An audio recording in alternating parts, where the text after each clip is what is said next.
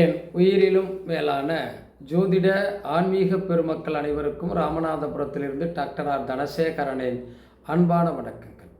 உலகெங்கும் இருந்து இந்த வள்ளிடி ஜோதிடம் யூடியூப்பை பார்த்து கொண்டிருக்கக்கூடிய என் இனிய தமிழ் நெஞ்சங்களே, உங்கள் அனைவருடைய இல்லங்களிலும் மகிழ்ச்சியும் சந்தோஷமும் பெருகட்டும், அன்பும் ஆனந்தமும் நிலைத்திருக்கட்டும்.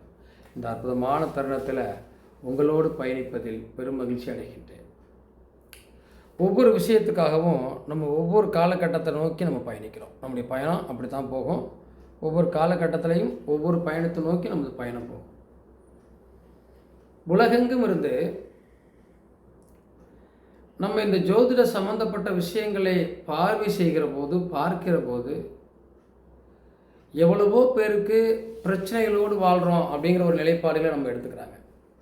நிறைய மக்கள்கிட்ட இருக்கக்கூடிய குறைபாடுகள் என்ன அப்படின்னா, நான் நிறைய வழிபாடுகள் பண்ணுறேன், நிறைய தெய்வங்களை சந்திக்கிறேன், நிறைய ஆலயங்களுக்கு போகிறேன், தான தர்மங்கள் நிறைய பண்ணுறேன், இன்னைக்கு வரைக்கும் வாழ்க்கையினுடைய வளர்ச்சி என்பது பெரிதாக இல்லை அப்படின்னு கேட்கக்கூடியவங்க நிறைய பேர்.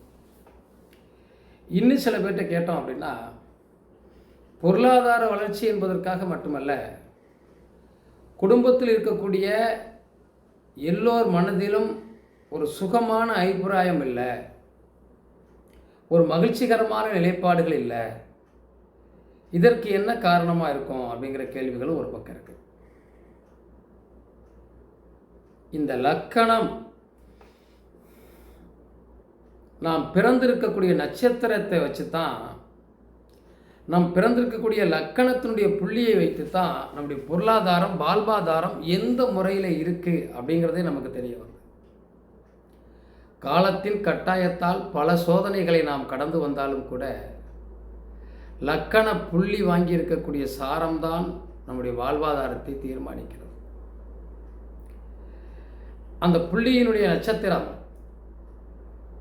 நாம் பிறந்த லக்கண புள்ளியினுடைய நட்சத்திரம், அந்த சாரம் சூரியனாக இருந்தால்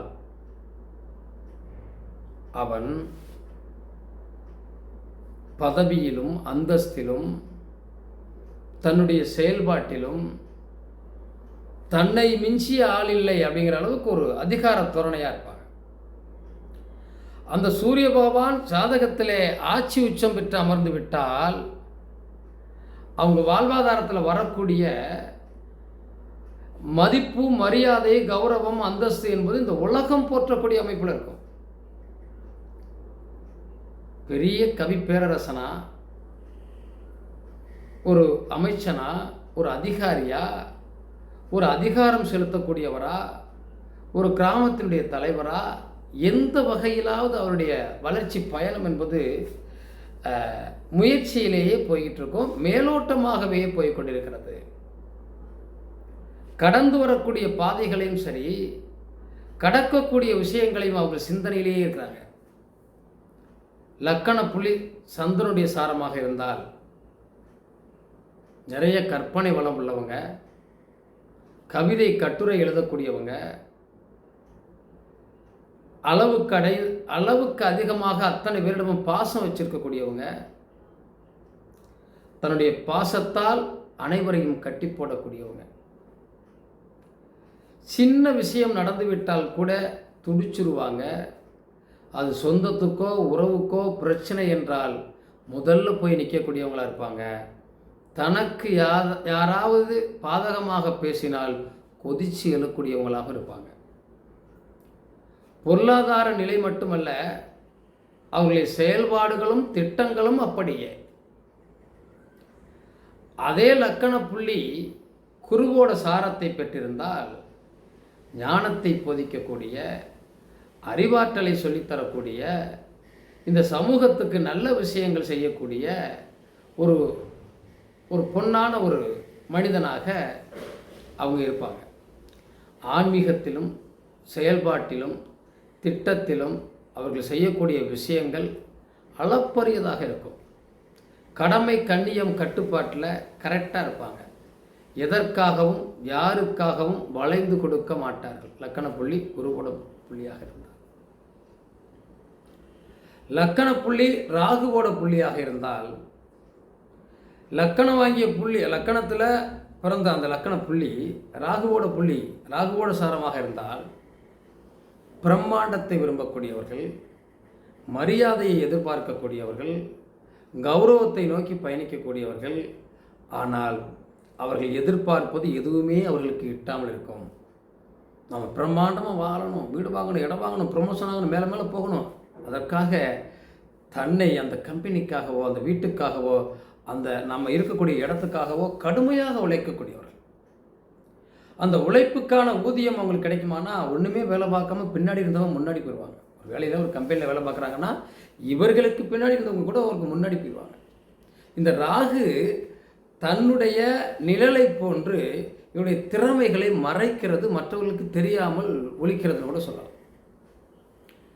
அதே லக்கண புள்ளி புதனோட சாரத்தில் இப்படி இருக்கு அப்படின்னா ரொம்ப புத்திசாலி, நகைச்சுவையாக பேசுவாங்க, பயந்தவங்க, 2 முடிவு எடுப்பாங்க. ஒரே முடிவு எடுக்க முடியாது அவங்களால. நைட்டு ஒன்று சொல்லிட்டு காலையில் முடியாதுன்றவாங்க.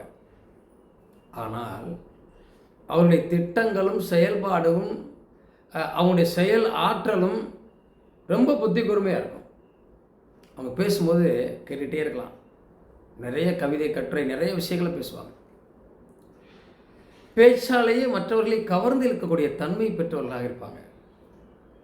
ஒரு பிரச்சனை வருவதை தடுப்பதற்கான காரணத்தை ஈஸியாக கண்டுபிடிச்சு அதில் ஜெயிச்சுப்பாங்க. இந்த லக்கண புள்ளி சுக்கிரனுடைய புள்ளியாக இருந்தால் வீடு, வாசல், இடம், பொருள், சொத்து, சுகம் எல்லா பாக்கியமும் உண்டு. கலைத்துறையிலே வெற்றி பெறக்கூடியவர்கள், கலைத்துறை சம்பந்தப்பட்ட எந்த கலையையும் கற்றுக்கொள்ளக்கூடிய தன்மையை கொண்டவர்கள்,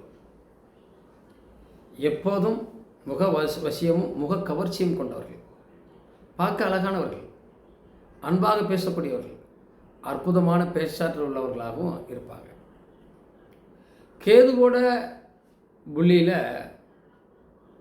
லக்கணம் இருந்தால் இறுக்கமானவர்கள், ஆன்மீகத்தை நோக்கி பயணிக்கக்கூடியவங்க, எவ்வளவு பிரச்சனைகள் இருந்தாலும் எவ்வளவு வருமானங்கள் இருந்தாலும் அதையெல்லாம் விட்டுட்டு கோயில் ஓடுவாங்க. கடன் வாங்கிட்டு போவாங்க ஐயப்பன் கோயிலுக்கு, கடன் வாங்கிட்டு போவாங்க திருப்பதிக்கு.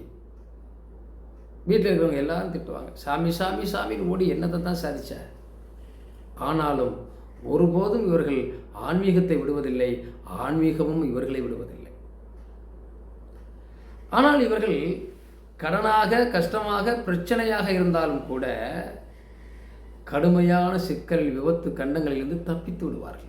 ஏன்னா அவர்களுக்கு அந்த இறைப்பணி, இறைவனுடைய ஆற்றல் கூடவே இருக்கும். ஆனால் கடனும் கஷ்டமும் இருந்து கொண்டுதான் இருக்கிறது. இதே லக்கண புள்ளி சனியோட சாரத்தில் இருக்கிறது என்று சொன்னால் கடுமையான உழைப்பாளி, நீண்ட ஆயுளை கொண்டவர்கள், அதிகமாக கரிசனை கொண்டவர்கள், ஏழை எளிய மக்களோடு ஒன்றி இருக்கக்கூடியவர்கள். இவர்களோடு இருக்கக்கூடியவர்கள் எல்லாமே கஷ்டப்படக்கூடிய நலிந்த மக்களாகத்தான் இருப்பார்கள். அவர்களுக்கு உதவி செய்ய வேண்டும் என்ற எண்ணம் இருக்கும். ஆனால் இவர்களுடைய வேலை எதுவாக இருந்தாலும் செய்யலாம், பார்க்கலாம் என்று தாமதப்படுத்திக் கொண்டிருப்பார்கள். படுத்தா உசுப்ப முடியாது, தூங்குனா எந்திரிக்க மாட்டாங்க. இப்படிப்பட்ட சிக்கல் அதில் உண்டு. ஆனாலும் அவர்கள் பின் வாழ்க்கையிலே உயர்ந்த இடத்துக்கு போவாங்க. எப்படின்னா தன்னுடைய உழைப்பால் உயர்ந்தவர்கள் சொல்லுவாங்க இல்லையா, அந்த உழைப்பால் உயரக்கூடியவர்கள் அப்படின்னா இந்த சனி லக்கண புள்ளியில் இருக்கக்கூடியவர்கள் தான். இப்போ அதே இது செவ்வாயுடைய லக்கண புள்ளியில் லக்கணம் இருக்கிறது அப்படின்னா கோபம் சாஸ்தி. நீங்கள் எந்த லக்கணமாக இருந்தாலும் அந்த லக்கண புள்ளி செவ்வாயுடைய சாரத்தை பெற்றிருக்கிறது என்று சொன்னால் அதிகமான கோபம் வரும், எரிச்சல் வரும், துணிச்சல் வரும், எதையும் தைரியமாக எதிர்கொள்ளக்கூடிய தன்மை வரும். எவ்வளோ ஒரு எதிரிகளையும் நேருக்கு நேரம் சந்திக்கக்கூடிய தைரியம் இருக்கும். எதையாவது ஒன்று செய்யணும், சாதிக்கணும்னா சாதிக்காமல் விட மாட்டாங்க. தன்னை நம்பி வந்தவர்களுக்கு உதவி செய்யணும்னா அந்த உதவியை செய்யாமல் இருக்க மாட்டாங்க. தன் மீது யார் அன்பு வைத்தார்களோ, யார் தன் மீது நெருக்கமாக இருந்தார்களோ, யார் நம்ம மீது ரொம்ப நெருக்கமான பற்றை கொண்டார்களோ அவர்களுக்கு உயிரை கொடுத்தாவது அவர்களை காப்பாற்றுவதிலே சரியாக இருப்பார்கள். ஆனால் வெற்றியாளர்கள் ஆக இந்த லக்கண புள்ளி தான் நம்முடைய வாழ்வாதாரத்தையும் வாழ்க்கையையும் தீர்மானிக்கிறதா அப்படின்னு பார்த்தோம் அப்படின்னா அதுக்குள்ள அவ்வளோ விஷயங்கள் அடங்கியிருக்கிறது. லக்கண புள்ளி நாம் பிறக்கும்போது எப்படி வாழ போகிறோம் அப்படிங்கிறத ஒவ்வொரு கிரகத்தை வச்சும் தீர்மானிக்கிறேன். நான் சுருக்கமாக அதை சொல்லியிருக்கேன். அதில் நிறைய விஷயங்கள் இருக்குது. இந்த லக்கண புள்ளி நம்ம பிறக்கிற போது எந்த சாரத்தில் நாம் நம்ம லக்கண புள்ளி அது எந்த சாரத்திலே பிறந்திருக்கிறது, அதான உயிர் என்கிறோம்.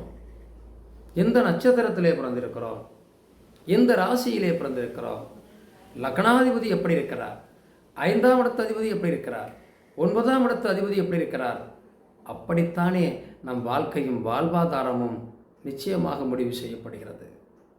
அப்போ இந்த வாழ்க்கை வாழ்வாதாரத்தை தீர்மானிப்பது அங்கே தான் இருக்கு. வாழ்க்கை வாழ்வாதாரத்தை உனக்கு இதுதான் அப்படிங்கிற ஒரு முடிவை சொல்லக்கூடிய இடம் என்பது நாம் பிறக்கிற போது இருக்கக்கூடிய லக்கண புள்ளி தான் நண்பர்களே.